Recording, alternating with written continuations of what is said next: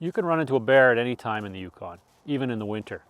It's important to know that a bear in the winter could be potentially more dangerous because it's hungry and it's looking for food. If you're outdoors in the winter, you should always travel in groups, make noise, be alert, and carry a deterrent such as bear spray. If you're carrying bear spray in the winter, it's important that you keep it from freezing. Keep it inside a jacket pocket and make sure it's readily and easily accessible. So that if you need to get it out in a hurry, you can do so. Keep it warm, keep it from freezing, and practice with it. Whoa bear, whoa bear, whoa, whoa!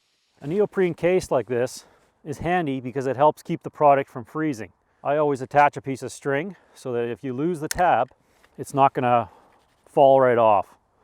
Although intended for use on bears, bear spray has also been proven effective on aggressive encounters with moose, wolves, and even cougars.